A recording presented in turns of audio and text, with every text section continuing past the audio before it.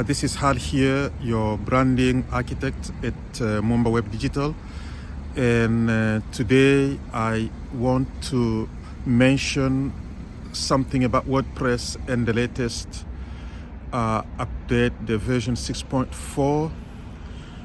There are a number of things that are very interesting that we'll be discussing, but I just want to mention the building blocks. Block editing in WordPress. I welcome that because it is an indication of WordPress commitment to help improve website performance, especially when you take into consideration the LCP testing in Google search engines,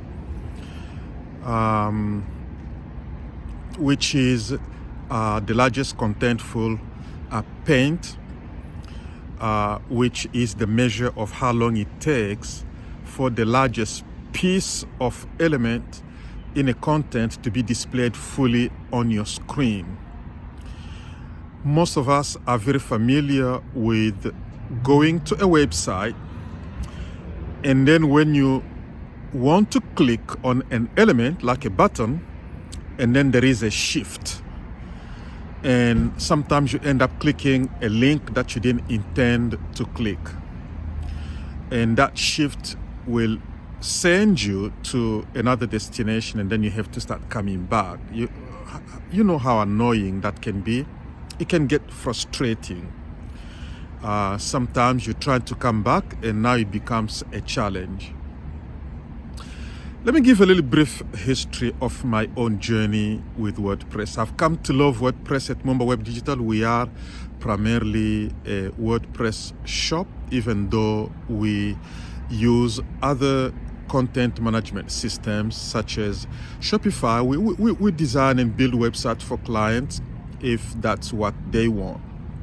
In 2001 was the first time that I had my first business website, and it was all HTML. You go into the back end and you write codes. And the gentleman who did my website was a student from Africa, and he also had a job, so he was very busy.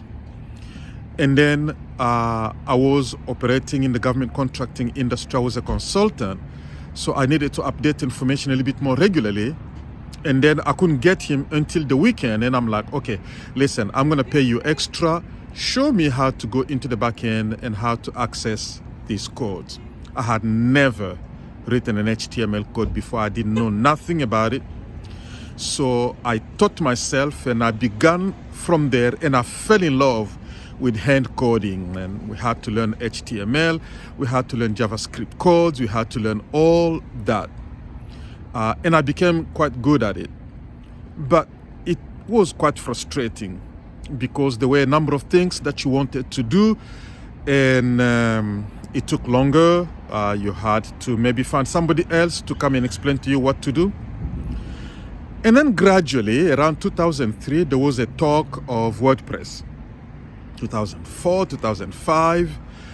Then I was a little bit reluctant to jump into WordPress because I had learned this and now I'm going to learn that. But then as I started looking into WordPress, they said this is more like your text editor, and you really don't have to write a code. But if you know my brain, I want to write codes. I love it. But eventually I discovered the beauty of WordPress. At the time, I was looking at Joomla and WordPress, and eventually WordPress won the day. I was right. It's the top #1 CMS in the world. 43.5% of the web is powered by WordPress. And amongst the content management system is 64% of all content management systems websites are built on WordPress, and the second one is Shopify. It comes #2 with about 5.6%. You can see the gap between the leader.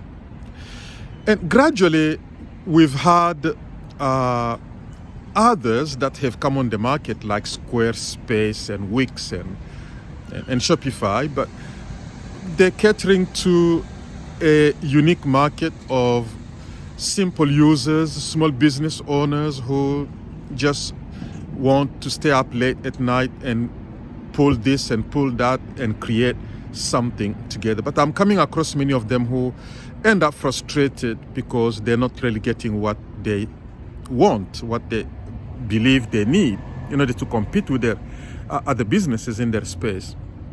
And WordPress has therefore emerged, and they've made a lot of progress. So from there, we had themes were introduced, okay? But then themes, you had the text editor, you had the footer, the header, and the sidebar. And those were separate systems, okay?